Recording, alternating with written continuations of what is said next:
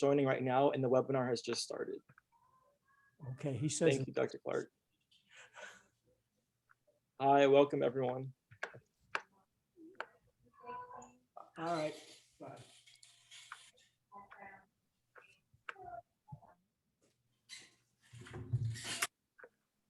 Are we on?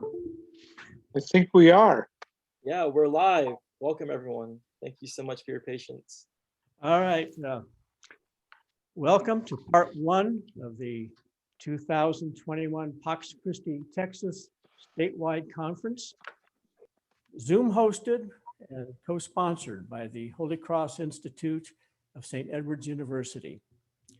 The theme of this part one is faith and environmentalism. There will be additional parts later on in the year. They are still being developed. Mr. A.J. Valverde of St. Edward's University is our co-host. In the chat, which you should find at the bottom of your screens, especially if you move your mouse, please put in chat where you are from. We want to do kind of a census of our audience at the present time.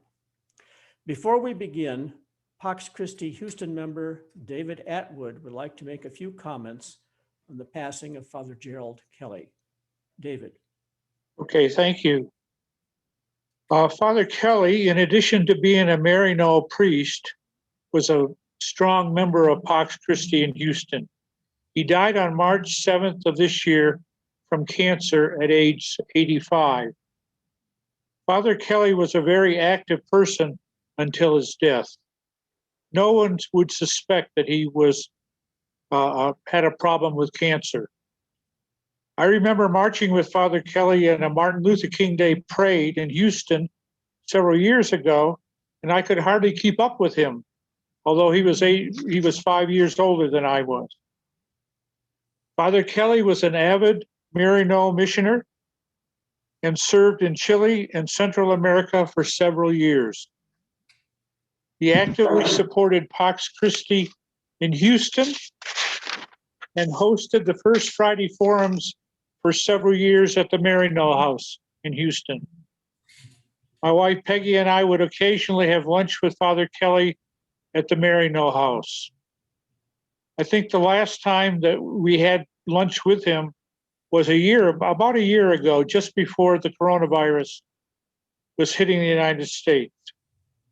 At that time, Father Kelly insisted that I call him brother, not father. So here's to the life of Father Gerald Kelly, a priest, Maryknoll missioner, a wonderful human being, a brother. Salute. Salute. Thank you, David. To begin the conference, we have an invocation by Sister Martha Ann Kirk, a member of Pax Christi San Antonio, a Sister of Charity of the Incarnate Word, and faculty member of the University of the Incarnate Word. Sister Martha Ann. It is a joy to be with you today. I invite you to look at this rose, to live in wonder and gratitude for God's creation, and to live in kinship with God's creation. Our brothers, our sisters, our mothers, our fathers. The prayer will be in song, Francis of Assisi's Canticle of Creation, and you can look in the chat box and later you can enjoy it yourself. So AJ, if you would please put on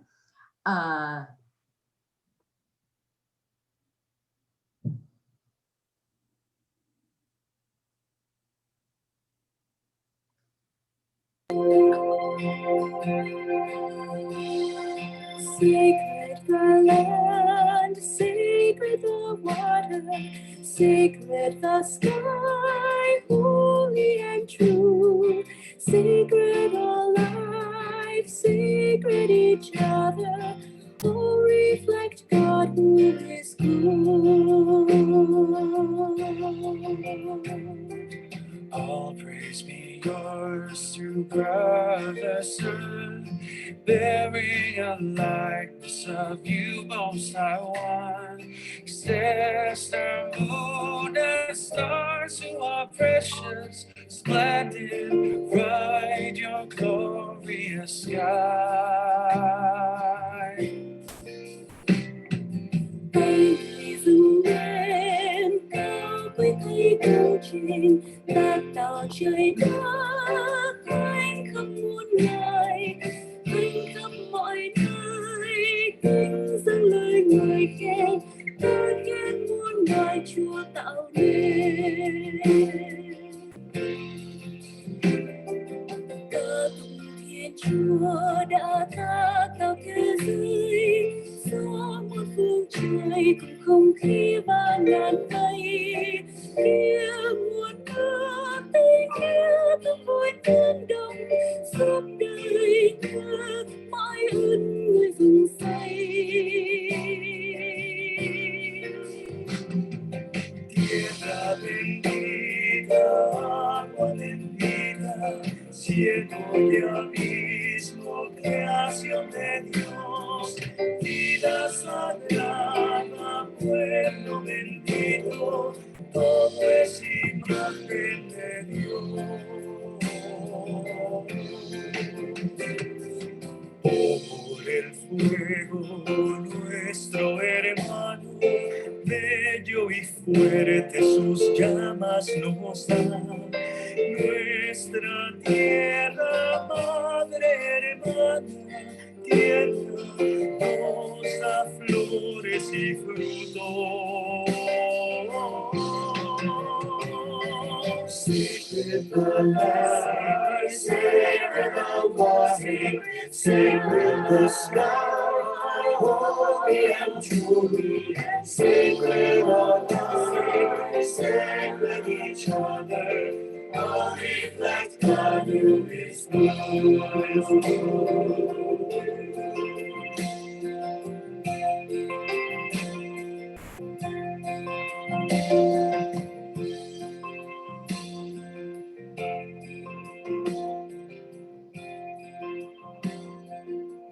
We live in kinship with creation.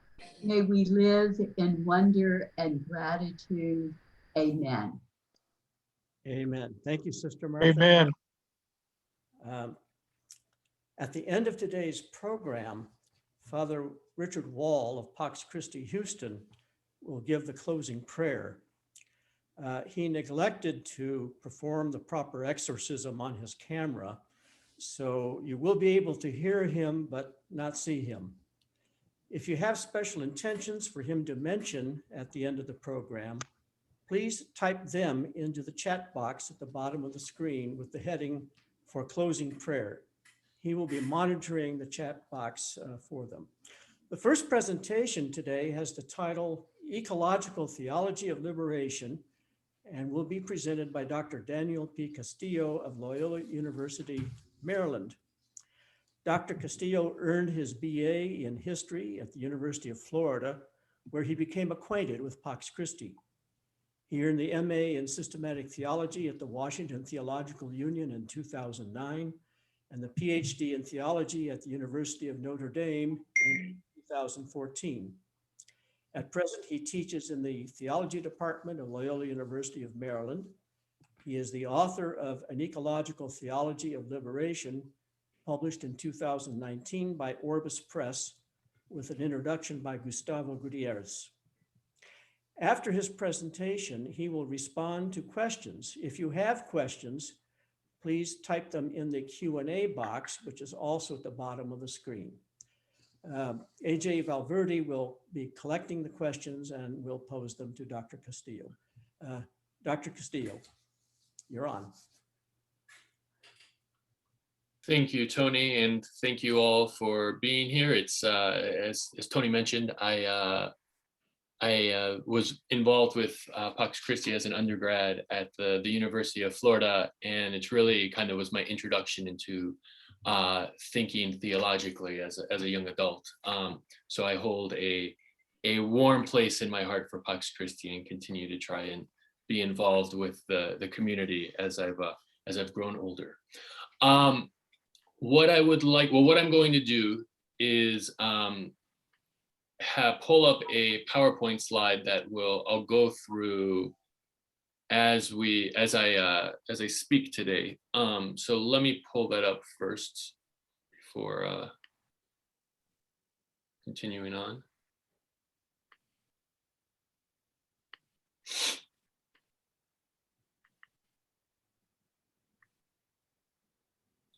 Can everyone see that? Tony, can you see that? Can you give me a thumbs up? Yeah. Okay, I'm seeing thumbs up, so great.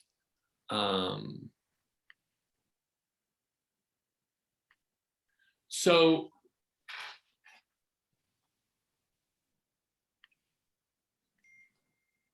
sorry about that. Okay.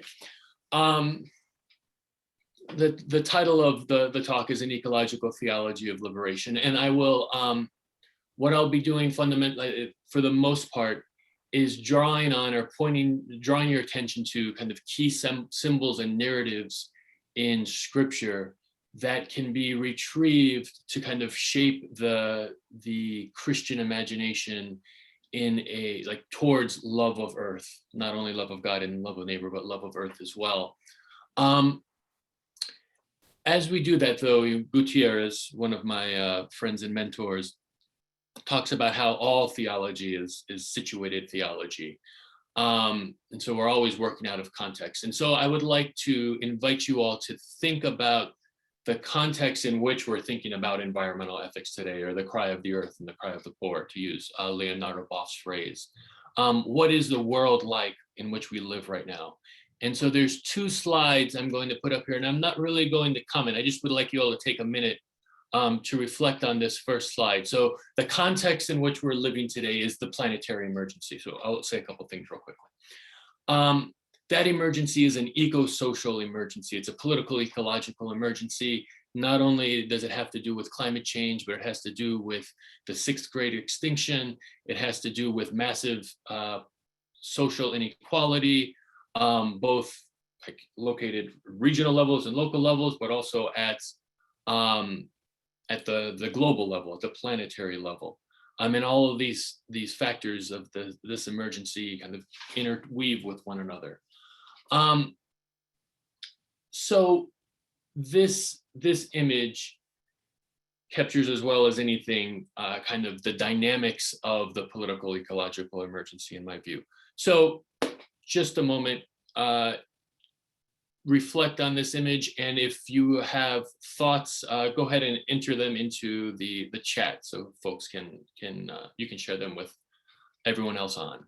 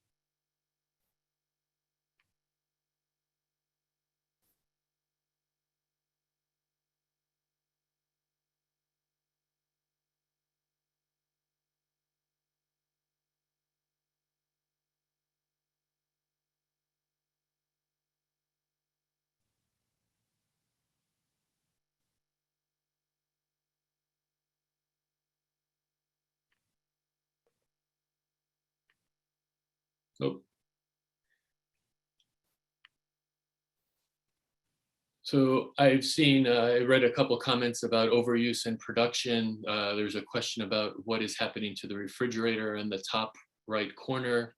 And it seems to me that there's a very large man with a very large mouth and several, like a 5-star figure, devouring it. I won't say any more right now, but this is the first image. There's one more to kind of give us a sense of the context in which we're living today.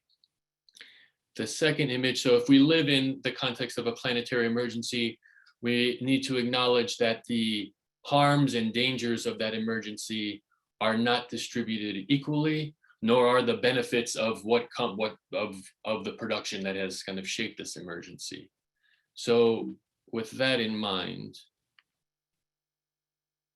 and before we take a look at the image, I will just read out loud the passage on the right-hand side from one of James Cone's important essays, Whose Earth Is It Anyway?, in which he writes, "The logic that led to slavery and segregation in the Americas, colonization and apartheid in Africa, and the rule of white supremacy throughout the world, likewise produces the destruction of the earth and biotic life. It is a mechanistic and instrumental logic that defines everything and everybody in terms of their contribution to the development and defense of white world supremacy." So with Dr. Cone's words in mind, take another minute or so to reflect on this image. And again, feel free to enter your comments into the chat.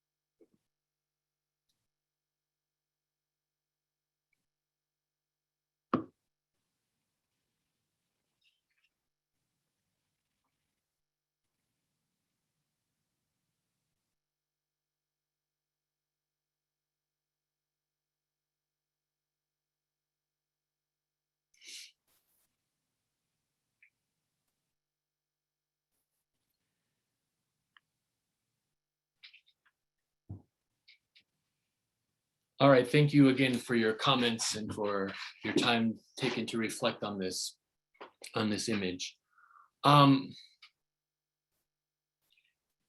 Let me comment briefly on Cone's comments. What I would argue is that the current geological epoch that we live in, the Anthropocene, the age in which human beings have become the primary driver of biophysical change on Earth, in which the planetary emergency is endemic. The planetary emergency is endemic to the Anthropocene, to this current geological age, has been brought about. So all of this has been brought about, has its roots in the 500-year project of Western colonial extractivism. And so I would entirely agree with Cone's comments to the right. And so what that means is when we're thinking about how to live sustainably, it's going to have to seek, that way of living is going to have to confront and seek to redress, repair the violence that has been done in the course of this 500-year project, the ongoing 500-year project of Western colonial extractivism. With all of that in mind now, we're going to do a kind of what seems like a sharp turn, because I want to think about what it means to be Christian within this context, right? What it means to be human in a broader sense, but also what it means to be Christian, what it means to follow Christ in this context. And in order to do that, I'm going to turn to some of the kind of most well-known passages from Scripture. Again, this is to think about how we cultivate the Christian imagination within this context to respond to the cry of the earth and the cry of the poor. So with that in mind, I want to turn to Genesis 2, the second creation narrative in the story of Genesis, which gets a little bit of short shrift when compared to the first creation narrative of Genesis.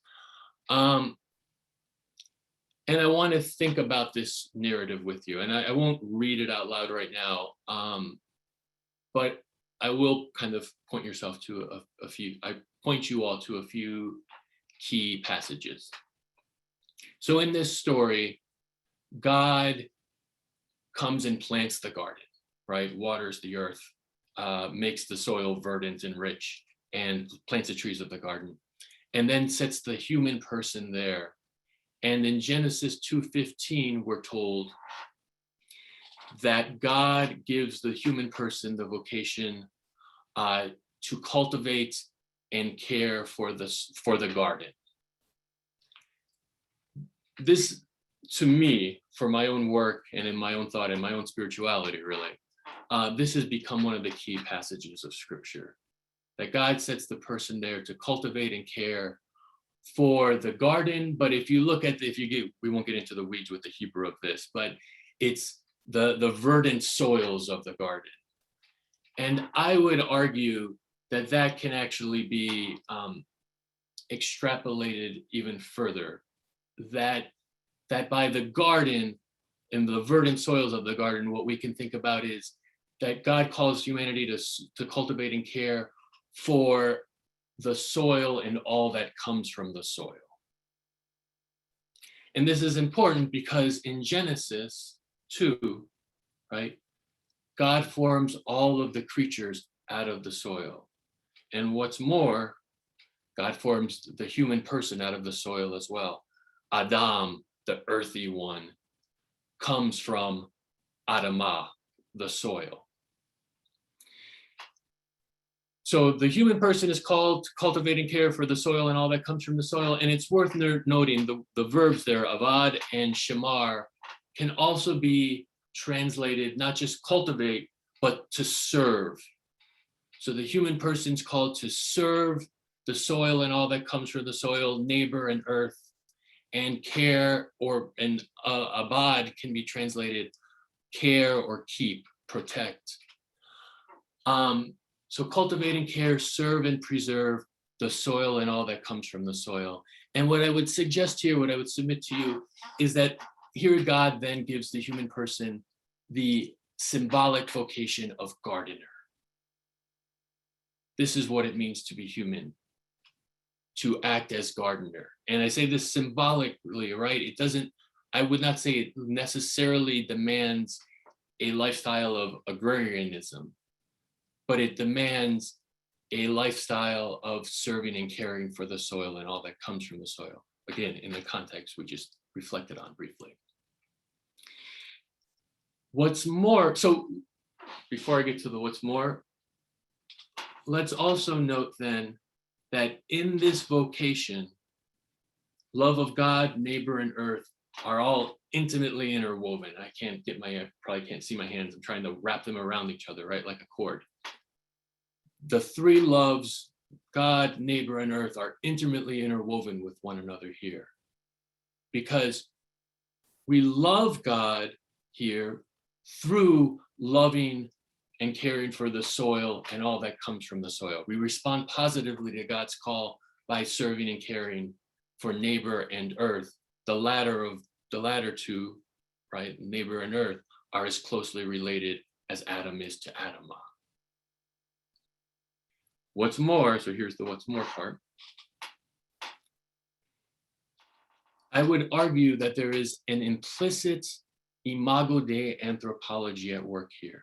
an implicit and intimated image of God anthropology. And what I mean by that is, in this narrative, God is the first gardener. Yahweh, the Lord, is the first gardener. Yahweh is the one who plants the Garden of Eden.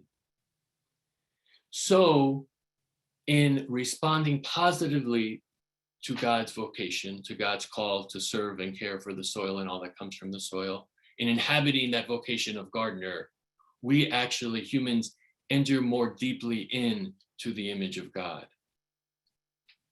So there's an implicit imago Dei anthropology at work in Genesis 2. Okay.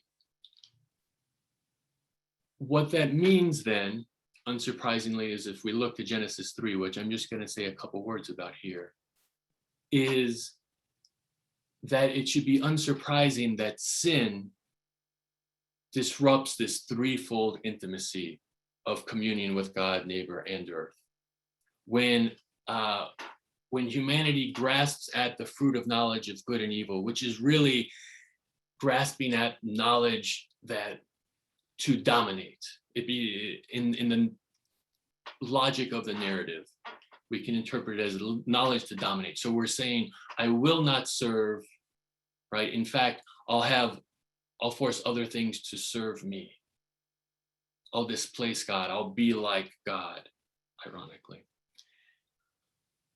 That this ruptures communion with God, it ruptures communion with neighbor, and it ruptures communion with the earth.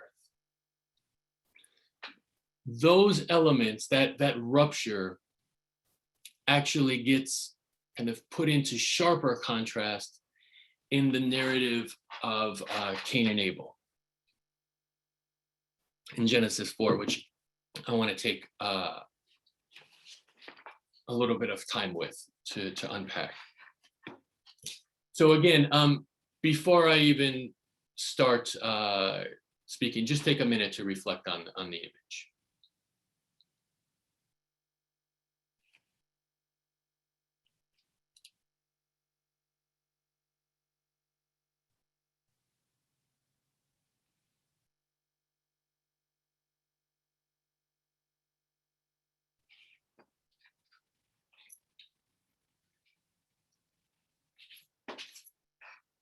If you're attentive to the Greek, to the Hebrew in reading Genesis 4, something will jump out at you right away if you're attentive to Genesis 2:15, right? Which is the verbs avad and shamar show up right away again, because we're told that Cain, the elder brother, is an abader of the ground. He's a cultivator of the soil. And Abel, the younger brother, is a shamarer of sheep. He's a keeper of sheep, or get translated as shepherd, right? But it's keeper of sheep. So there's any number of ways we can interpret this,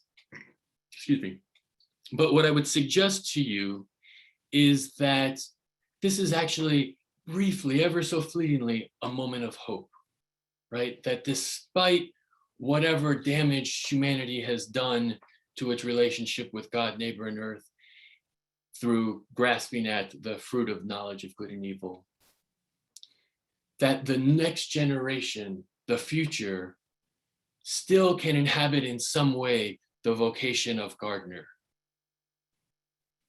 Cain abads, Abel shamars. So there's hope for the future in responding to God. Of course, what happens as the story plays out is Cain, the older brother, who expects to be exalted, who expects to be served, right, can't take it when God shows a preferential option for the marginalized, for the lesser, for the younger son. And Cain, out of his jealousy, out of his resentment, out of his rage at being displaced from the throne of the privileged, takes his brother out into the field and slays him, kills him. there's one other point that I want to draw your attention to here, right? There's a few other points, but with regard to Cain and Abel specifically. And that's that Abel's name translates as nothingness or vapor. So it's in the very name that the author gives this figure here in Genesis 4, which is the same narrative running through Genesis 2 through Genesis 4, is what Gutierrez would call the non-person, the one who in the eyes of the world is worthless, is of no account. Cain's name can be translated into any number of things, but importantly here, it can be translated as metal worker or spear.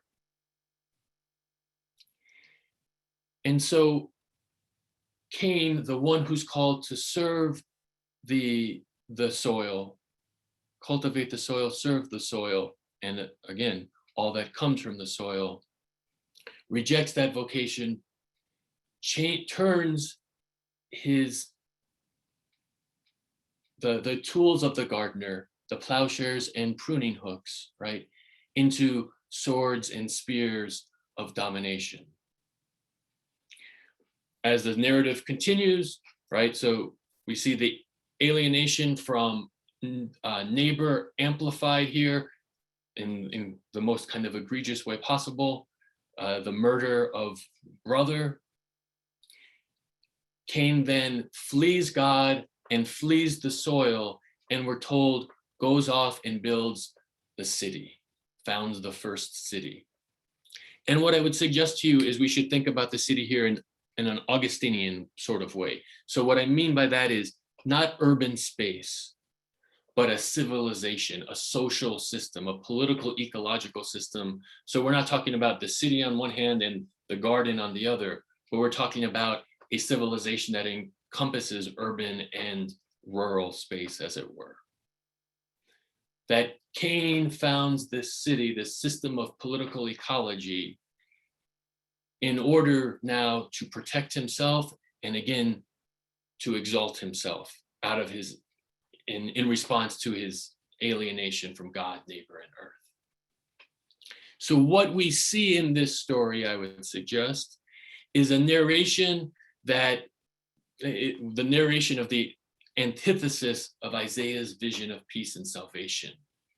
As Isaiah says famously, and as you all as good Pax Christi members know, when God's salvation comes, God shall judge between the nations and set terms for many peoples, and those peoples shall beat their swords and into plowshares and spears into pruning hooks. One nation shall not raise sword against another, nor shall they study war again. So Cain, the one with the tools of the gardener, turns them into the weapons of domination to dominate the soil and all that comes from the soil. And Isaiah's vision of salvation is the nations of the world returning to that vocation of gardener. And again, now think about this, returning to the vocation of gardener in this context. In this context.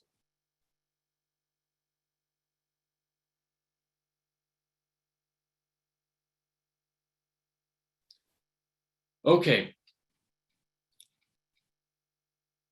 So we jumped from Genesis to Isaiah, which is quite a leap in the biblical canon. We're going to leap even further right now and turn appropriately, given we're in the Triduum, to the resurrection account in John's Gospel, because this is what I will close with in my reflection.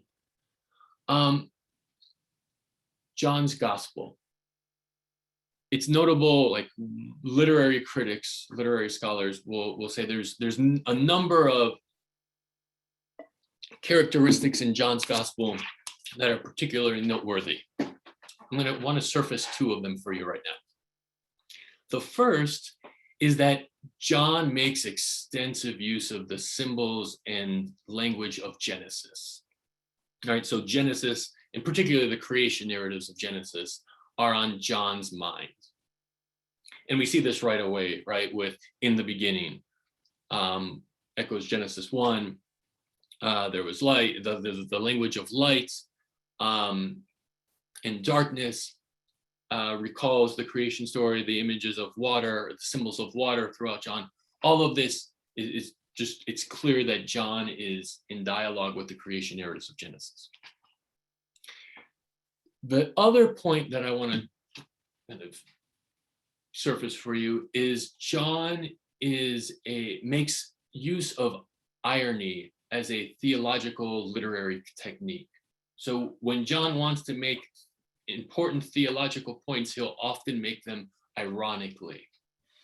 And perhaps the most famous of the kind of use of irony is when Caiaphas says, I believe it's Caiaphas, says, it's better for one man to die than for the whole community to be threatened, right? And for the community that John's writing to, they're like, it's ironic because this is a terrible thing he's saying, and yet Christ's death and salvation, resurrection have redeemed the world. So the community itself gets the irony, is on the inside getting the joke. It's actually true. Caiaphas doesn't realize how true it is. Okay, so John makes use of Genesis, John uses irony. The the resurrection story in Genesis, the resurrection story in John begins, the first one, begins on the first day of the week while it is still dark outside. So here we have an echo of Genesis 1.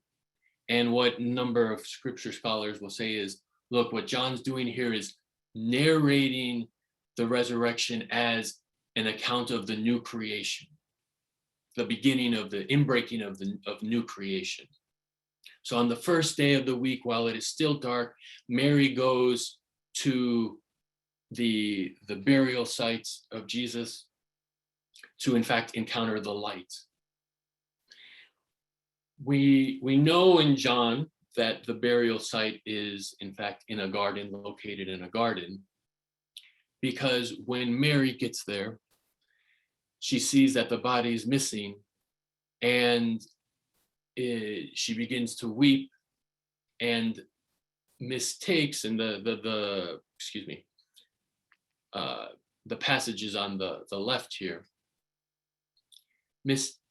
So let me narrate this encounter without looking at it. Begins to weep bitterly at the fact that the body of her teacher has been stolen. And a man comes and says, "Why are you weeping?" And she mistakes him for the gardener. And what N.T. Wright says, makes a comment, a scripture scholar makes a comment on this and says, Mary makes the right kind of mistake, because Jesus, in John's eyes, is the gardener. He is the fullness of the fulfillment of the human vocation to serve and care for the world, for God so loved the world, right? So in Jesus, John tells us, we find what has been lost through sin, through the sin of Adam. And so corresponding to the implicit imago Dei anthropology of Genesis 2, there's an implicit final Adam Christology in the Gospel of John, in John 20, that Jesus is the final Adam. He actually is the gardener, the fullness of the human, fulfillment of the human vocation.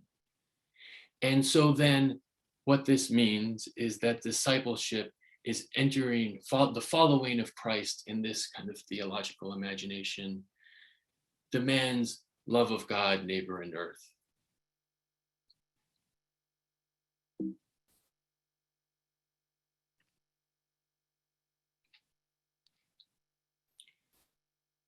And so this image, which captures, to my mind, the vocation of gardener as well as anything, is not just an image of what God calls Eve and Adam to. It's an image of Christ. It's an image of the one whom Christians are called to follow, and in whose identity they're called to partake in. And so the idea here that the meek shall inherit the earth is not only good news for the meek, it's not only gospel to the meek, it's gospel to the earth itself. And again, I would invite you to reflect on this image and the beatitude in relation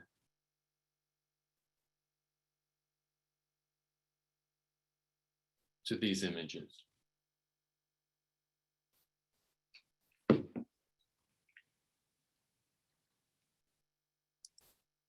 And with that, I will stop the share. Thank you for your time.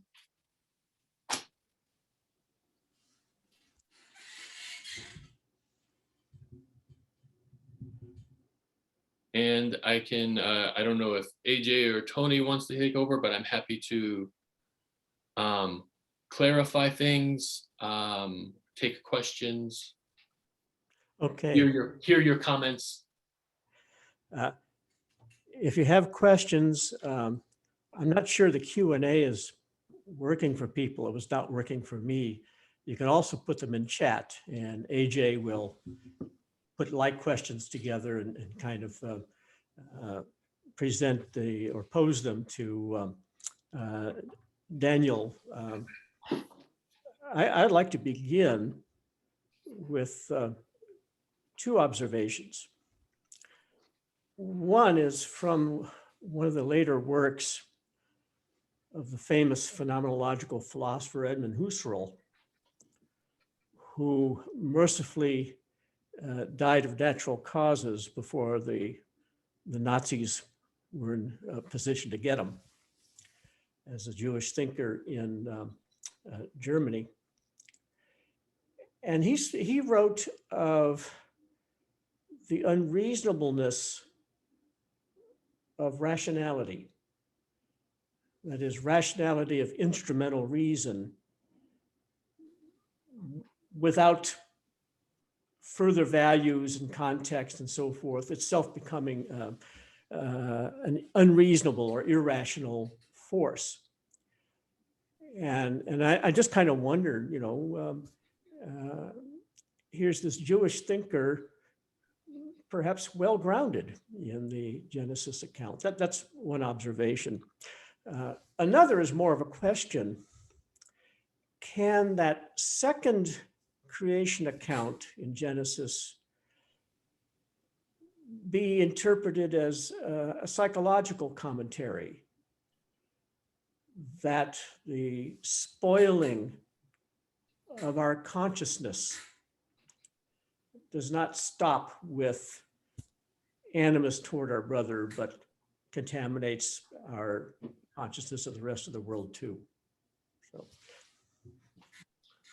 Oh, I think absolutely. And I think that's part of the way I would read it, is the connection between Adam, the human person, and Adamah, right, is such that alienation from one is going to be tied to alienation from another. And in fact, this is, if you look at the history of Western colonial extractivism, right, that this is exactly what takes place. And maybe the way to think about this is the famous sociologist and political economist, oh goodness, I'm gonna blank on his name right now. So it's a he. It is a he. He wrote about market society, Karl Polanyi. That Polanyi talks about market society. So when the logic of the market takes over everything, right, that human life is reduced to the commodity of labor, the fictitious commodity of labor, And the life of the earth, as it were, the soil and all that comes from the soil, is reduced to the commodity of land. And then these things are priced, and the market kind of just organizes society as that. And he says, no society can sustain this. There's going to be pushback, because turning the fabric of our social lives and of our dignity over to the market will destroy them. It rips it apart. And the same thing with the soil that we live on, that we're in community with. So he says that market societies can never sustain themselves because there's this pushback. And he'll say that that push results in fascism, right? In the rise of fascism in the middle of the 20th century, and while the rise of fascism right now. But what Polanyi is not taking into account is, in fact, at the periphery of this giant system, this 500 years of extractivism, is exactly where those market societies are being most fully entrenched, because the human life of Black persons, of indigenous persons, who are not given the authority given by the sovereigns, right, of the world, to push back. They are not citizens. They're dehumanized within the logic of the 500-year project. These persons are the ones whose lives are turned most fully into the commodity of labor. Why? To extract the wealth from the periphery, from the lands of the Americas first, and subsequently Africa, and so on and so forth. So the lands at the periphery are fully turned, or most fully turned, into the commodity of land. The soils at the periphery are turned into the commodity of land, and persons at the periphery are turned most fully into the commodity of labor. And so the alienation and domination of the figure of Cain, right, we see emerge, extends into those spaces most fully, this destructive instrumental logic, which is why I think Cohn's observation is so dead on. Kind of on that point, let me just continue, because I see someone wrote in the comments, please explicate the liberation aspect for this, for ecology. Well, the whole system continues of neoliberalism and the tension, like neoliberalism and fascism are not opposed, but they're kind of two sides of one coin of this broad extractivist project. That needs to be confronted, and we need liberation from those logics, from these political ecological formations, from the way in which we've organized the world as a whole. This system has organized the world as a whole to begin to live as Gardner. So the work of Gardner right now revolves around confronting and transforming this system, this broadly speaking, this system and this political ecology, so that we can imagine and begin to reshape the way we relate to the world, to the soil and all that comes from the soil.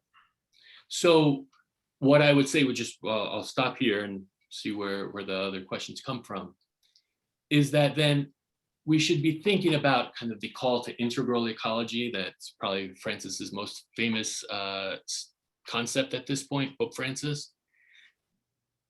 Integral ecology is really, and I think actually Francis would agree with this, and it's implicit in Laudato Si. Integral ecology is a call for a political ecology of reparations. We need liberation from the political ecology of the 500-year system, 500-year project, so that we can begin to repair the world and the harm that we've done. And we here being what Sylvia Wynter calls man, the white extractive colonizing male. AJ, how's the front on questions? You need to. Yes, so we have two questions in the chat. One from Mr. Crouch. Can you say something about how ancient Hebrews Israelites understood neighbor, from love your neighbor in Leviticus to what Jesus taught about neighbor, and put one in context and what that means for us in context for the age of the planetary emergency? It's a great question. I can say a little. And what I would say is that, again, I think there's a book by Norman Habel entitled The Land is Mine, which goes through kind of 7 kind of biblical ideologies, 7 ways of thinking about the earth kind of in the biblical imagination. So I recommend that as kind of as a resource, because there's many different kind of ideologies to think about the land in relation to the people, the earth related to the neighbor, the love of God, the love of neighbor, love of earth, and that relationship. But broadly speaking, what I would say is that throughout Scripture, when you look at it with kind of this eye, kind of shaped by Genesis 2:15, you see over and over again that hope for salvation, good news to the poor, is tied to good news for the land. And that would have actually been I always hesitate to say like universal kind of way of seeing things at that point, but that was a much more common way of seeing things at that point, because like pre-industrial revolution, like, humans were naturally were much more closely tied to the land. So it almost went without saying that love of neighbor had to be tied to kind of some good for the land of the neighbor. I'll leave it there. I hope that speaks to it, at least to some degree. Okay. We have another question as well from David Ross. Thanks for the original presentation, but why did you preference with politically correct words like white supremacy and 500 years of Western colonialism? Were it not for the Europeans over 500 years ago, would you not have had the universities that gave you degrees, nor would you have the privilege of life of a professor? And he also put in parentheses, I'm also a privileged academic. Yeah, I kind of disagree with the premise of your comment. I'm not trying to be politically correct. I'm trying to name sin as sin and be able to then name salvation as salvation. So we'll disagree.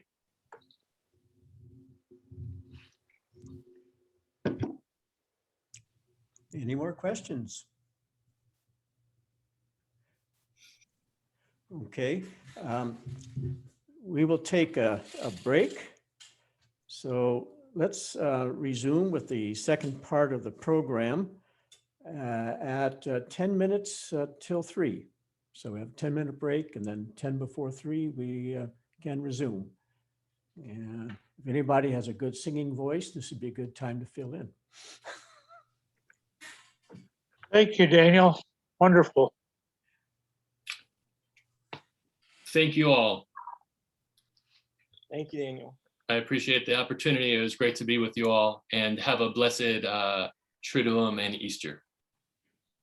Thank you.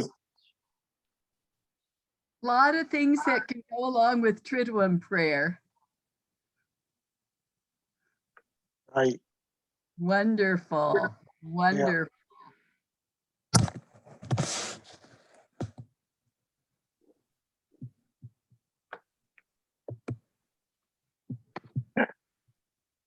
Holding people's attention on Zoom is very difficult.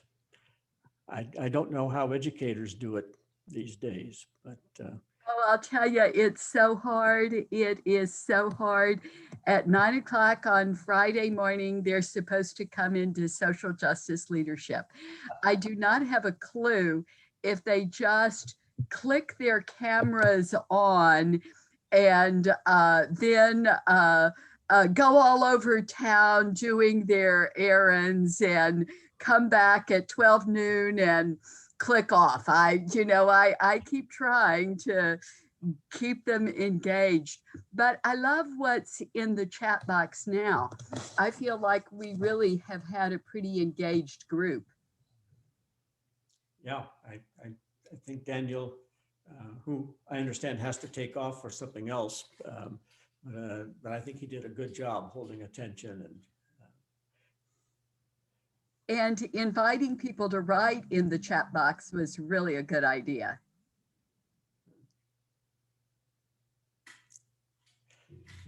Does anybody know whether the Q&A box was actually working? I don't know, but I wouldn't worry about it. I would just keep going with chat because people know how to do chat, and just keep going with it. I was able to open up the Q&A box and read the questions. Oh, okay. So it is, we can stick with the Q&A for actual questions then. That's good. I do need to run, but thank you all. And I'll hopefully our paths will cross in the future. All right. So, Peace. gonna go tell my colleagues about your work, Daniel. Thank you. Thank you. Peace. Okay. I'm gonna go get it. Dave, since we're both friends of Roger Barnes, I want to tell you that a year ago, it was his birthday. And I always forget if that's March 20th or March 21st. And in the crazy pandemic stuff, you know, Roger was kind of low. Here it is, my birthday, and we're all isolated. And I said, Roger, I'm going to have a Zoom beer party for you on your birthday. And so who do you want to invite? So he gave me a short guest list. Well, we have continued weekly to gather, and we've gotten into some of the most profound justice, peace, creation conversations. We've gotten into literary conversations, spirituality conversations, and again, he's talking to us about the Holocaust, and he's talking to us about the death penalty. So I am very, very grateful that in the awful pandemic, I am in a weekly profound discussion group with Roger Barnes and friends. Wow, that's wonderful. Could you come somehow include me in that? Okay, if you want to be, yes.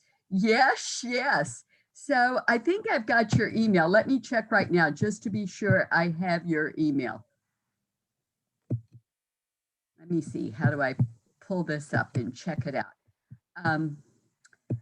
Okay, Dave, start to spell your email address for me and let me see if it comes up. Okay, it's D.P. Atwood, ATWOOD, at IGC. Yeah, do have it.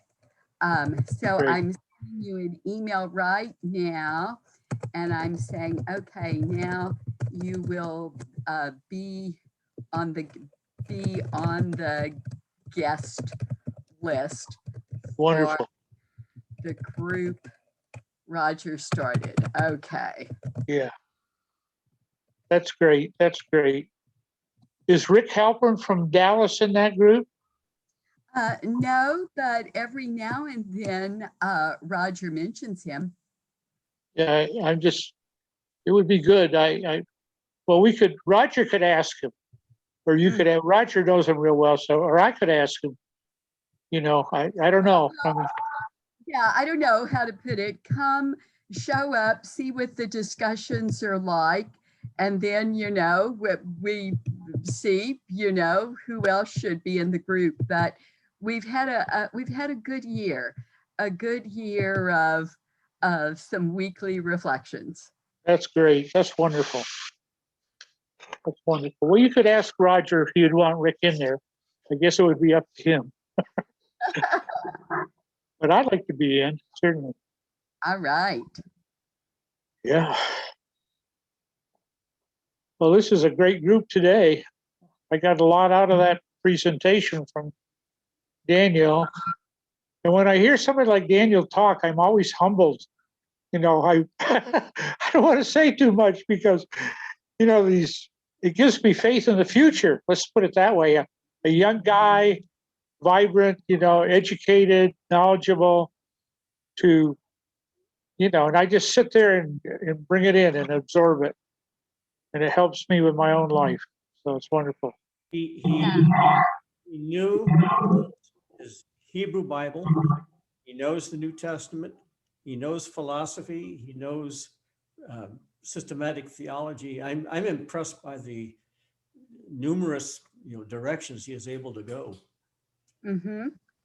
Yeah, I'm impressed by you faithful people who, whether it's week after week or month after month or year after year, keep the organization of Pax Christi going, because that's a lot of generosity.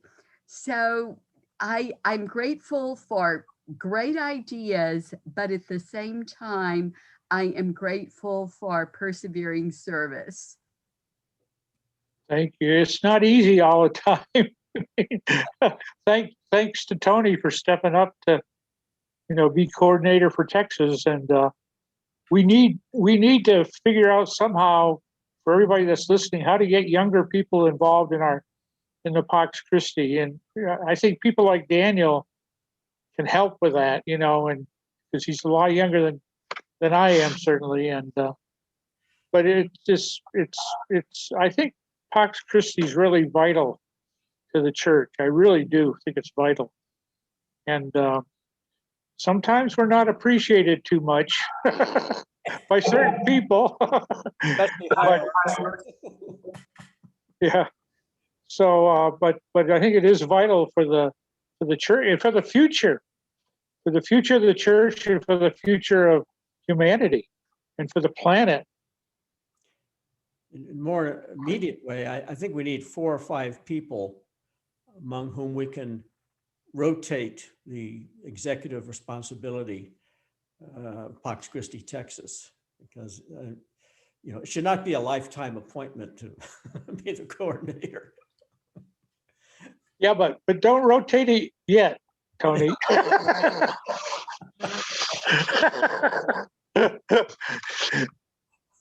I agree with the concept in general.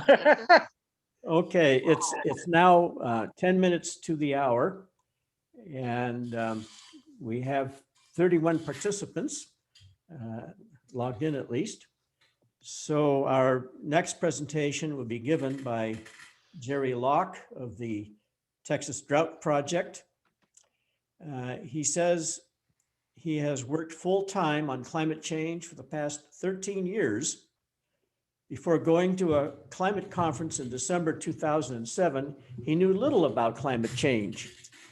But when he returned home from the conference, he read everything he could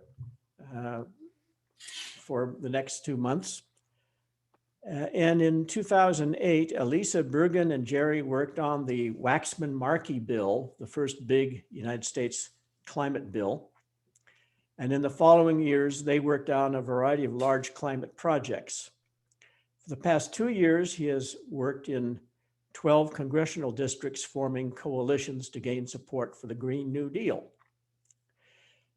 Jerry has 2 sons and 2 granddaughters who all supply much of his motivation, as do all the young people who face a very uncertain future. The title of his presentation is "The Urgency of Climate Change and Consequences if Our Response is Inadequate." Again, if you have questions for Jerry, type them into the Q&A box at the bottom of the screen, and AJ Valverde will pose them to Jerry at the end of his comments. Jerry, you're on.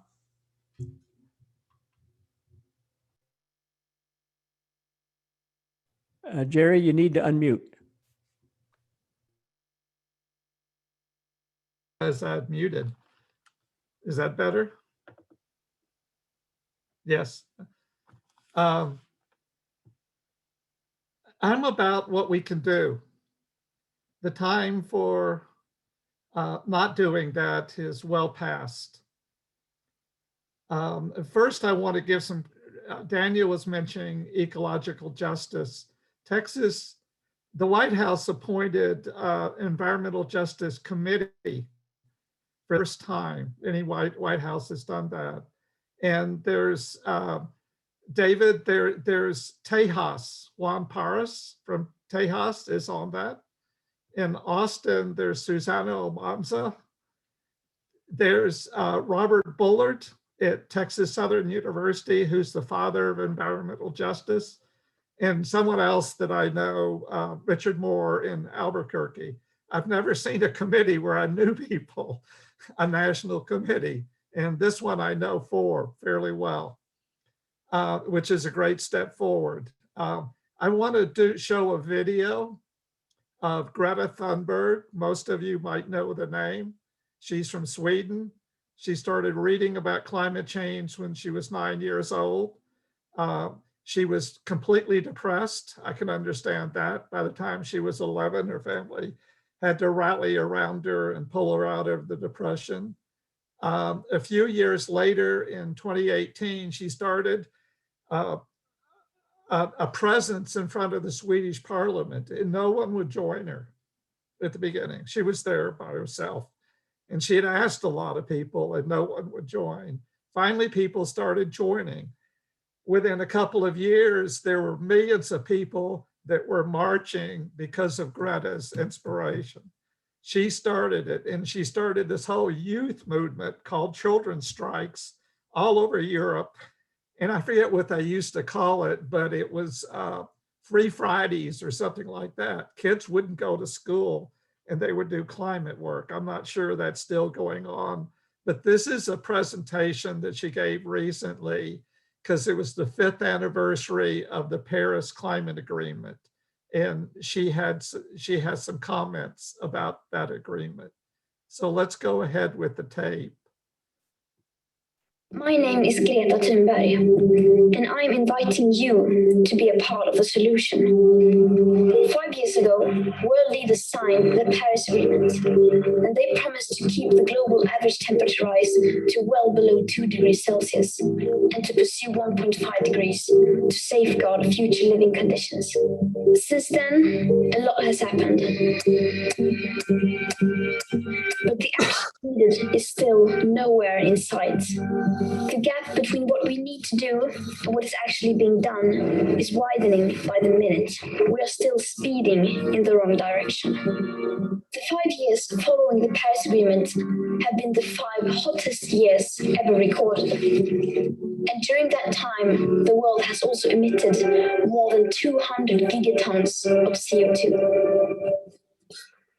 Commitments are being made, distant hypothetical targets are being set, and big speeches are being given. Yet, when it comes to the immediate action we need, we are still in a state of complete denial, as we waste our time creating new loopholes with empty words and creative accounting. If you read through the current best available science, you realize that the climate and ecological crisis cannot be solved without system change. That's no longer an opinion, that's a fact. The climate crisis is only a part of a bigger sustainability crisis. For too long, we have been distancing ourselves from nature, mistreating the planet, our only home, living as if there was no tomorrow. At the current emission rates, our remaining CO2 budgets for 1.5 degrees will be completely gone within 7 years, long before we'll even have a chance to deliver on our 2030 or 2050 targets. But I'm telling you, there is hope, because the people have not yet been made aware. We cannot solve a crisis without treating it as a crisis. Nor can we treat something like a crisis unless we understand the emergency.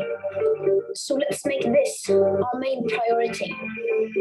Let's unite and spread awareness. Once we become aware, then we can act. Then change will come.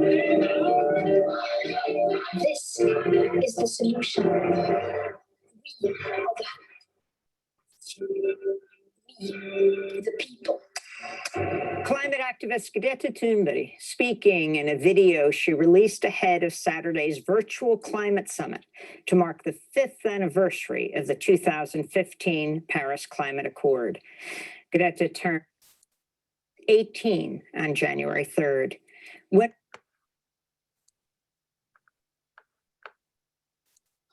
Greta, from the very beginning, was based on the science. That's what she was reading when she was 9 years old, is the science.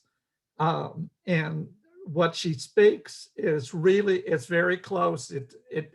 It's what the scientists are telling us. They tell us in a different language, not as colorful as hers, but hers is completely accurate about everything.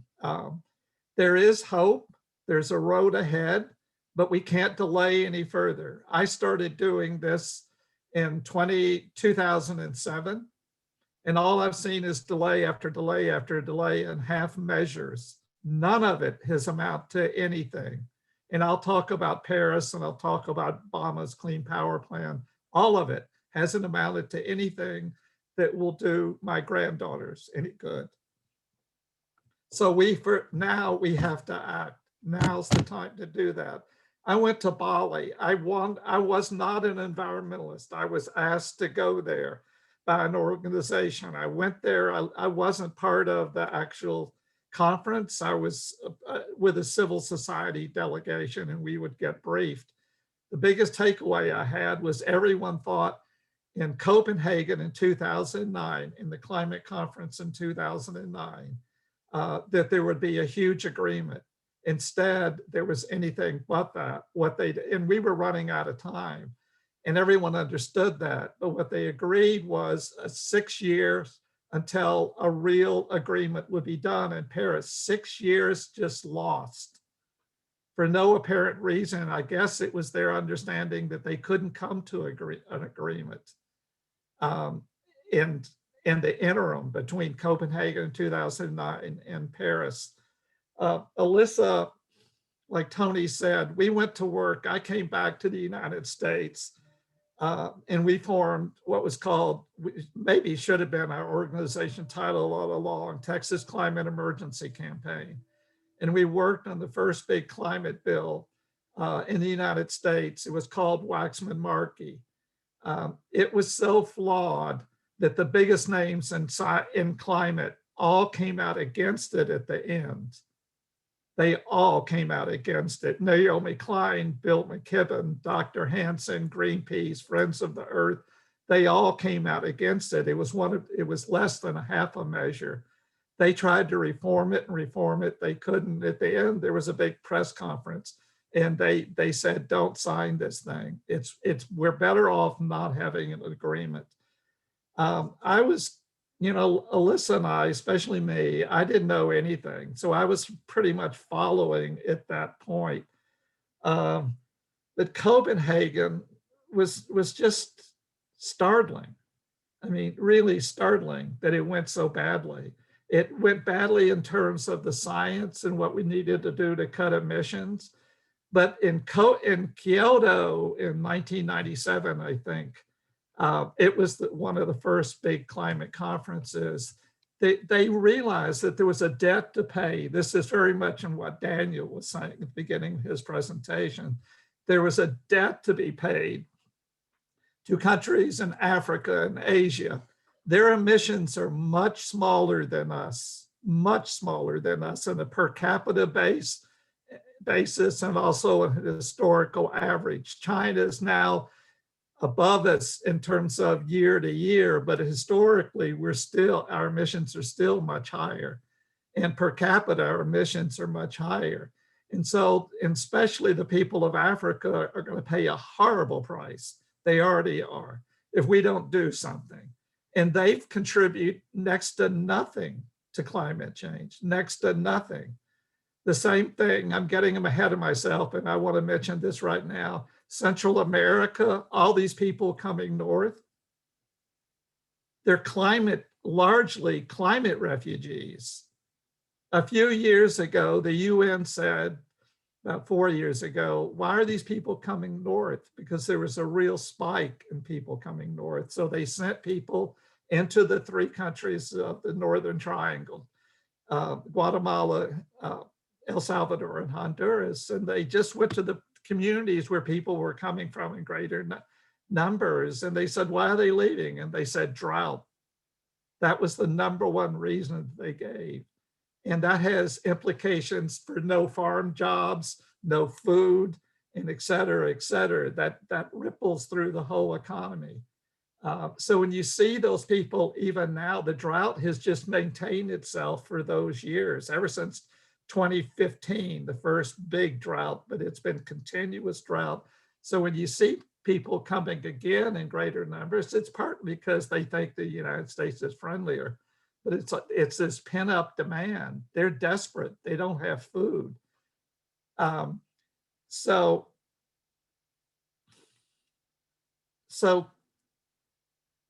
Copenhagen was a failure. Oh, I forgot to mention Obama, our great shining hero.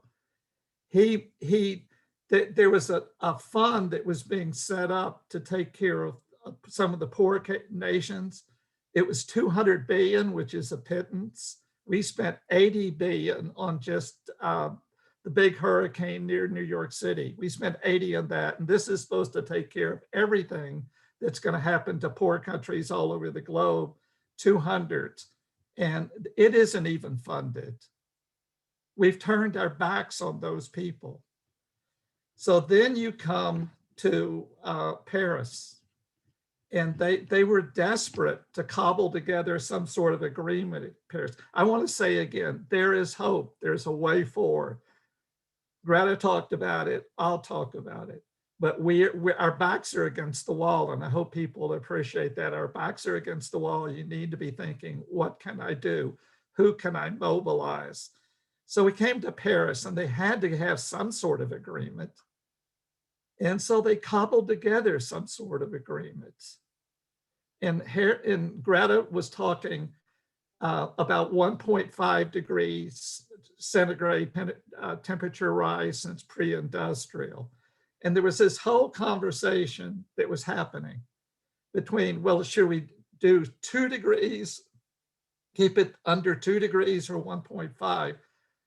While they were negotiating that, the countries were making commitments about what they would do. And what they will do will take us over 3 degrees. And yet there was this whole conversation going on. I understand the reason for the conversation, but the commitments just blew that out of the water.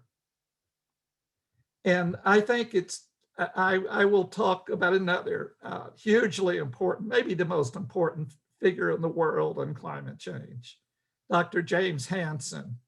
He was the person that made the first outcry in the United States at a congressional hearing in 1988. He was also head of NASA's Goddard Institute for Space Studies for over 30 years. And as part of that, he could get together research teams of NASA scientists and other scientists that wanted to be associated with what he was doing. So he did the 2 most important pieces of research, I think, and a lot of people think that happened, not him personally, he was head of this group of scientists. After Paris, Hansen, this very esteemed scientist, was interviewed by The Guardian in UK, and he called the Paris Agreement BS and a fraud. That's from the most distinguished climate scientists in the world. BS and a fraud. And he did it for the reasons I talked about and a lot of other reasons. So we're not doing so good. I mean, we still have time, that there is hope, but we can't have any more delays. So I want to talk about, well, the other thing is there was new research that actually Thad, who's on this call, sent to me, and that we're going to have to right now, as of now, we're going to have to up our antes, our cutting emissions by 80%, or it won't do us any good. So we have a huge task. And again, we can do it, but we have a huge task. If you want to do anything for your grandchildren like me, the future generations, we have a huge task. And so I want to talk a little bit about urgency. You all might know the IPCC, or the Intergovernmental Panel on Climate Change. It's thousands of scientists from all over the world. They do a report every 6 or 7 years. They're considered the gold standard, except they were set up to be ultra conservative because they didn't want to overestimate what was going to happen. So they've underestimated consistently. 3 years ago, they said we have 12 years to make significant cuts or face the worst of climate change. 12 years to make significant cuts or face the worst of climate change. That was 3 years ago, so 9 years left. As soon as I saw the 12 years, because of their history, and we did a whole e-news about the IPCC, or Intergovernmental Panel on Climate Change. We have articles from the Washington Post and Scientific American, and et cetera, explaining what I am explaining, that their estimates are always under. And one big reason is the structure. The scientists, the very good scientists from all over the world, they write a statement every 6 years based on all the science that they've collected. And so they write that statement. That statement is then edited line by line by politicians from the 195 member countries. I've never seen the scientific statement. All I see is the statement by the politicians, and that's all any of us see. And so it's much more of a political statement than a scientific statement at the end of the day. The 12 years was much more a political number than a scientific number. I have no idea what the scientists were saying, but I do know what other scientists were saying. There's a woman named Christiana Figueres, and she, Costa Rica, her father was president of Costa Rica at one point. She's a scientist. She was at Copenhagen, at the conclusion of Copenhagen. She was put in charge of the UN negotiations through Paris. For 6 years, she was the person in charge. She read all the papers, I'm sure, or at least good summaries. She talked to all the science, or a lot of scientists. She's very, very well informed. 4.5 years ago, she said, no, let me get this right. She said at that time, she said that we had 3 years left to make significant, it wasn't just her, she signed a letter with a bunch of other scientists. We have 3 years left to make significant cuts or face the worst of climate change. Make significant cuts or face the worst of climate change. That's past. The 3 years is over. 1.5 years ago, the 3 years was over. But there can be, scientists aren't right all the time. There's a guy named James Anderson. He was the person to discover, he's at Harvard, he's an esteemed scientist. He discovered the hole in the ozone, and he actually led the fight to do something about it, and it was successful. 1.5 years ago, he said 5 years. That leaves 3.5 years, or face the worst of climate change. So you need to know we don't have time. We can still do this, but we don't have time. We need to act like now. What is the worst of climate change? It isn't the hurricanes, and it isn't the wildfires, and it isn't any of it isn't that snow that came to us was really climate change. The polar vortex, the winds of the north used to keep this all big cold area up in Alaska in place, and they didn't do it. They were too weak. And so it came down north. Even that was climate change, but none of that is the worst of climate change. The worst of climate change is ecological collapse. That means no food. Excuse me. That means no food on the table. That's what ecological collapse is. And that's happening. All the life that's needed for agriculture is disappearing. All that life's disappearing. The insects, the bees, all of that's disappearing. And we're heading for ecological collapse. Bill McKibben, who you all might know, but he's probably the best known activist in the world. He did a lot of things, and then he founded 350.org. He's written books. He's done lots and lots. He's the best known activist in the world by far. He wrote something called The Math of Climate Change a few years ago. And this was the second time. It's a really, really simple math that anyone can understand. The last line of that, which was fairly long, I think it was in Rolling Stone or someplace like that. He said, if we fail to do this, what he had just spelled out, our 10,000 year experiment with civilization will fail. Our 10,000 year experiment with civilization will fail. By that, he means extinction, ecological collapse. And more of the people, those journalists, I don't read the original science, but the science that talk, the journalists that follow them, they're all talking more about extinction as being the price that we will pay if we don't do what's necessary. Again, there's hope. We can do it. We have the instruments to do something, but we need to do it.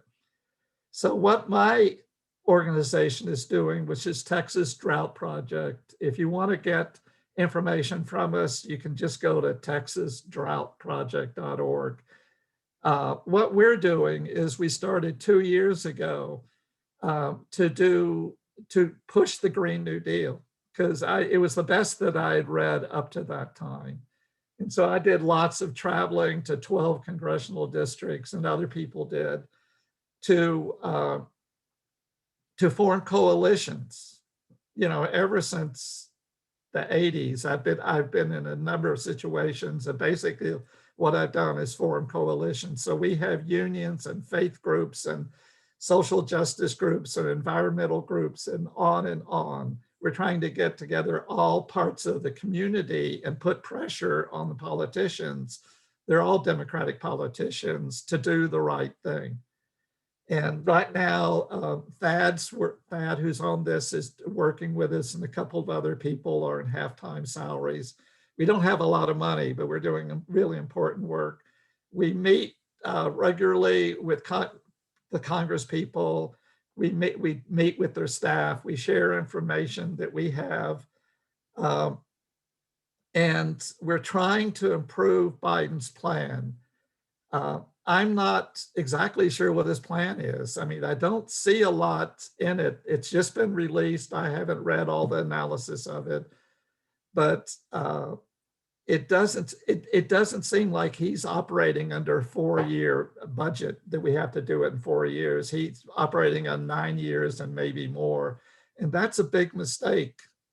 It's a really big mistake. We can send you the articles that we've read. I started reading them in 2009 with a guy named Joe Rome, who was the assistant director, formerly the assistant director of the Department of Energy. It's coming from very reliable sources, the information that I share about how many years we have left to do something. Biden's plan has enough. There are good things about it. He's going to do a lot about transportation. He's going to do a lot. I've heard about farming, although I haven't seen it, because farming is one way you can absorb emissions. If you don't till as much and you have farming practices that don't till a lot and release, you can do a lot in terms of absorbing emissions. Forestry, that's why people are so, well, there are a lot of reasons people want to protect the Amazon. But one of them is that it absorbs emissions. And if we burn it to the ground, if we cut it to the ground, it won't be there to absorb emissions. And where are those emissions? And the oceans have absorbed all the emissions that they can absorb at this point. So again, we have the instruments to do this, but we need to do it. And we can't wait any longer. One thing about Biden's plan is he doesn't want to do anything about fracking. which is a huge pool of emissions. He wants to do a little bit on public land, government land, but he doesn't want to do anything in private land, which is most of the Permian Basin, which is the biggest fracking center in the world. He doesn't want to do anything about that. He had to make that compromise. I understand that, because he needed to win the election and he had to make that promise. But it's in his DNA almost. He won't do anything about it. And Biden's bill is going to go through a Senate committee, and that Senate committee is chaired by Manchin, Senator Manchin from West Virginia. That's coal country. He will do everything that he needs to do to make sure coal isn't hurt. He will do everything he needs to do to make sure that coal isn't hurt. So that's, if you don't do anything about fracking and you don't do anything about coal, where are these emissions going to come from? It isn't clear yet from what I'm reading. I mean, the way that people have historically done it is through something called market mechanisms. It's why all those prominent people came out against Waxman-Markey in 2009, is because it was completely dependent on market mechanisms. Market mechanisms, in the short, they're a way for corporations to get out of doing anything in this country. They'll make promises about protecting a forest in Indonesia, or putting a scrubber in a plant in China. But those are just promises, and they can't stop lightning from burning that forest to the ground. And the loggers will respect that forest is protected. They'll just go to the forest across the road and cut that to the ground. And the scrubber was an actual example. That was actual example too. But the scrubber was one some corporation got they got an offset, or they made a promise, and so they didn't have to cut in their country. They said they would put a scrubber in a Chinese plant. The problem was the Chinese owners of that plant had already put in the scrubber. And so offset market mechanisms are just full of corruption. They're not the way we need to go. We need to have real emission cuts. Real emission cuts. So again, I can't repeat this too much. There is hope. There's way forward. We have renewables. And if we would, put out lots of renewables in the next couple of years, that might do it. There've been even, I've read when I was back reading long time ago, that, there was talk about just putting solar arrays all over the Sahara Desert and taking it into Europe. There are things like that can happen, but they aren't happening. And so at the very best, his plan is kind of okay from what I've read so far, but needs to be greatly improved. So we're working with a lot of other groups that I mentioned, the coalition. The principal one is actually almost an offshoot of the work that Greta did. It's called Sunrise, and it started a few years ago. It includes young people. Everyone in it is somewhere between, almost everyone in it. I'm officially a member of Sunrise, but they're between like 12 and 30, the overwhelming majority, and they're very organized and very focused on what they need to be doing. And they're way beyond all the other environmental groups in Texas, or I'm assuming any other place, in terms of what they're doing. They have meetings all the time. They have Slack channels. They have everything they need. But most of all, they're being active. They're doing demonstrations already in front of the homes of Congress people, in front of their offices. They're doing everything that they can possibly do, and they're one of the principal allies that we have. The unions are doing a surprisingly amount. There's a guy named Ryan Pollock, and he's with the electricians, and he got the Austin Central Labor Council to sign a really strong statement on climate, and then or on the Green New Deal specifically, and then that was taken to the Texas AFL-CIO. And the officers of the Texas AFL-CIO worked behind the scenes and they got it approved. They had to make one compromise, which I was okay about, which was the one part of the unions didn't want the word Green New Deal to appear in it, even though it was all about the Green New Deal. So they put in federal environmental policy instead of Green New Deal. And they were all okay about that. And I was all okay about that. So unions are doing it. A lot of people are starting to mobilize, but it needs to be faster and faster and faster because we just don't have much time. And if there is a bad bill that's passed, then in the past there were 3 big bills. This is the third. Obama's Clean Power Plan was about 5 years ago, and 5 years before that was Waxman-Markey. We won't turn around real fast and have a new bill. We've got to make the first try right. And so that's what we're doing at this point.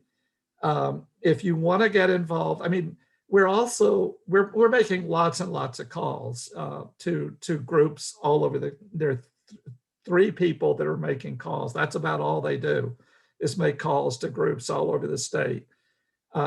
And one thing we do in each and every call is that we ask for a commitment from that organization to do something when the time is right, to put pressure on when we need put pressure on, to make the calls to Congress people when that needs to happen, to make calls to the White House when that needs to happen. So we're preparing as if this is our last go around. There will be, as I understand it, more than just the bill that's been announced recently. There'll be other bills that'll follow. I don't know the content of those. This bill by itself, not much will happen during that 4 years. And certainly not the type of mobilization that we need. So I'm just hoping that it's in the other years. So mobilization is the name of the game at this time. Everyone needs to be trying to mobilize their friends, their families, their organizations. And if you want to get involved, you can just go to texasdroughtproject.org and there's a way to sign up for our email list. You can send me a note. I'm there, my email's there, my telephone's there. If you want to call. If you want to email. We're in a mode of full out mobilization at this point. And so now I think, I can't think of anything to say. I was really happy that Richard did such a good job of talking about environmental justice. And here's something from the Pope Francis, that you can read. And again, where we are, texasdroughtproject.org, and get there and you can join us. We actually did a whole, when Alyssa Bergen, I don't know if some of you might know her, we were doing it together and we saw the Pope's encyclical and we went, that's wonderful. And he represents so many people. So we ended up getting 228. It wasn't written. He was mentioned, but it wasn't. He was just an inspiration to us to do something. It was the year of Paris, and everyone was looking ahead at Paris. So we got 228 organizations to sign a really, really strong statement. We don't deal with kind of half statements. It was a strong statement on climate. And it was everyone. We got all the green groups to sign. We got all the environmental justice groups to got it. We got the League of Women Voters, the Texas Farmers Union, Stonewall Democrats in 3 different cities, and on and on. It was a lot of groups and really prominent groups that signed this because the inspiration of Pope Francis. So now I guess we're at a place for questions or comments or whatever you have. Okay, AJ, how does our front look with comments and questions? Yeah, we have quite a few questions already. So I'll start with Rachel's. During the March 9th Interfaith Bishops Dialogue Care for Our Common Home, hosted by Bishops Committee Numerical and Interreligious Affairs, United States Conference of Catholic Bishops. The emphasis was that the global interfaith community is the only group that has the capacity to adequately address climate change. It was stated that even if all former governments in the world met adequate goals, it would not address the crisis that only people of faith throughout the world, due to being more than 7 billion in numbers, are capable of working together to stop destroying the earth. Please speak of these ideas and how we are people of faith can do and what we must. What are some things you are doing and advocating others to do? I think I went over that a lot. I mean, I agree. That's why I'm here today. The faith community is really important, and they can mobilize a lot of people. They have to mobilize those people. You know, again, and Bill McKibben's, if we fail, our 10,000 year experiment with civilization will fail. This is a call to mobilize your friends, your organizations, your faith organizations, wherever you are at, and mobilize them. We're running out of time. I hope that addressed that, and everything else I said addressed that question. Yeah, and she also asked another question. Are there collaborators to address the ongoing violation of the 1944 treaty to return water to the Rio Grande and the violations of water returned in both countries? As I understand, I'm not an expert in that, but as I understand it, that 1944 treaty was signed by both sides.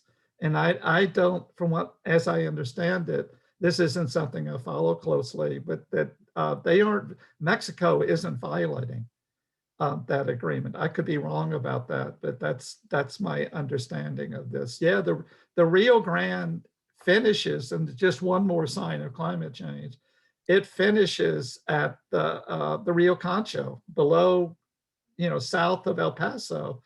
There's no water in the Rio Grande. And then it's being replenished by this big river the Rio Concho, that's coming out of Mexico. But the snowpack in Colorado is disappearing, and both the Colorado River and the Rio Grande are starting to disappear. And that's just one little thing. That reminds me of something I forgot. I was Peace Corps in Africa, Kenya, a long time ago. And I talked about that it's already happening in Central America. It's already happening in Africa.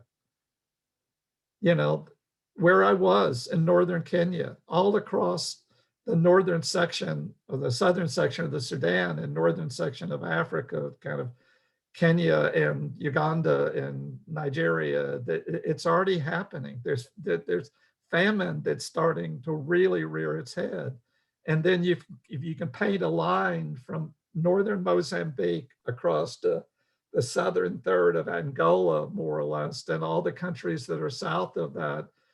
I did a Google. I mean, I was hearing about it, and I Googled all the countries and said, I got articles about drought, and it's already happening there. Because of drought, the crops are dying and the animals are dying. I was relieved when I looked at where I was in Kenya, and they're lucky that the drought. Lissa supplied me with a famine map, and I went into that because I had a really special relationship with the people there, and I was worried about them. So, other questions? Yeah, thank you. Wayne Walker also asked a question, but there's some chats that kind of answered it, but just to read it out loud. How can we find a local Sunrise or other groups to get active demonstrating and contacting Congress members without having to start our own group? And so there's been a lot of information in the chat about the Sunrise movement, and where to get involved, where to sign up, and some more information as well there. It's just easy. You Google Sunrise Dallas or Sunrise. They have groups in Dallas, Austin, Houston, and El Paso. They aren't elsewhere, but the big population centers, they have them. And just go Sunrise in the city that you're interested in, and you'll come up with a group. And it'll tell you how to get involved. You go to their website and it'll tell you how to get involved. They're wonderful. And they older people can get involved, like myself. I go there because they're they're a wonderful ally, but also, I want to know what they're doing. But just Google Sunrise and then the name of the city. Other questions? There was one by David Atwood. Can Sunrise sponsor a speaking tour in the United States with Greta, or has that already been done? I didn't hear the last part of that question. Or is it sorry, has it already been done? Has Greta, came to the United States with the Sunrise movement and did a tour yet? I'm not sure she would come here now in the pandemic, but yeah, she's done a lot of speaking in a lot of different places. Pass the video around. It was out, the one that you all saw today. It was at Democracy Now! And if you just go Greta Democracy Now!, you'll find it. Before she spoke and say we're speeding in the wrong direction, that was the title of her speech. And Antonio Guterres, who's the Secretary General of the UN, he's the highest ranking officer at the UN, said essentially the same things, that we're moving in the wrong direction, was the title of what he did. And it's the first part. She follows him in the Democracy Now! Video. Yeah, she's wonderful. Just, she's absolutely wonderful. So we have another question from Thad. Where can you find articles that you mentioned with scientists saying it's more urgent than IPCC, and also to share with others to help them understand the carbon offset or market mechanisms not do enough? Just send me an email. Go to the website. I'm there, and other people are there. Thad's there. Melissa's there. My phone number's there. My email's there, and just ask me for what you want, and I'll send it. Okay. We do an e-news every few weeks at this point, something like that. David, I'm going to get in touch with you about another issue. We had a whole issue about vaccines in Africa and poor countries. I'll send you something about that. It isn't, we're 99% climate change, but every once in a while we see an issue that needs to be addressed, and so we take it on. Thank you. Thank you, Jerry.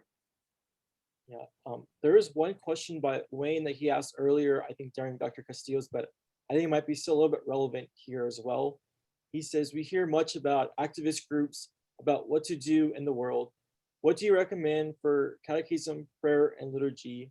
Are there any models in parishes or dioceses around the world? How we can do this within the church? Tell me again. Maybe I just didn't understand. I think I heard it, but not quite understand. So I put, we hear much about activist groups and what we do in the world. How do you recommend we do this? Acting on climate change in the church through the catechism, prayer, and liturgy. I think that you need to do that. There needs to be education still, but then there needs to be action pretty paired with the education. Other people, Thad knows more about that than I do. Most people on this panel, Tony or David or others, or the sister, know more about that certainly than I do. I was raised in the Catholic Church, but I'm more a Buddhist now than anything else.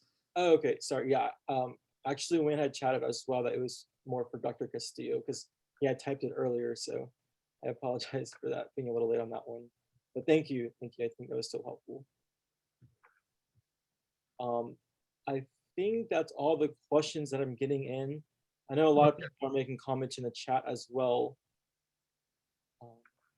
Okay, well, thank you, Jerry, and all the people who posed questions.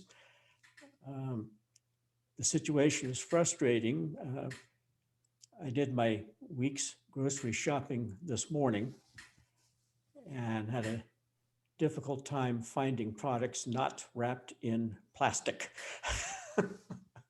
So when things are in bottles, you can sometimes find them in glass bottles, but for a few pennies more sometimes. All right, we are at the point where we will have our closing prayer of Father Richard Wall, who we can hear but not see. We have eyes but do not see, but we have ears and we will hear. Father Wall. First, let me apologize for my lack of technological well-being to fix that problem with my picture. I'm not trying to hide, but somehow I just could not get up into the video.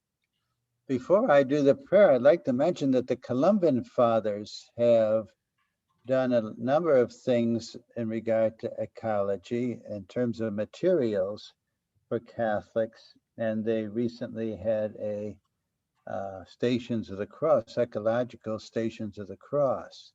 So the Columban Fathers, not fathers from Colombia, but Columban Fathers. Okay. But for the prayer, let's just pause for 10 seconds to quiet ourselves.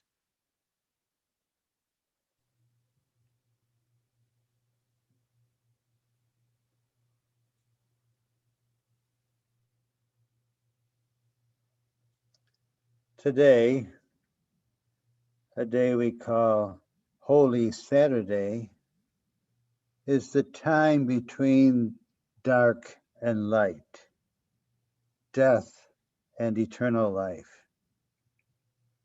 We live in a world between dark and light, the dark of ecological destruction, the light of the proclamation of Laudato Si, the dark of terrorism and violence,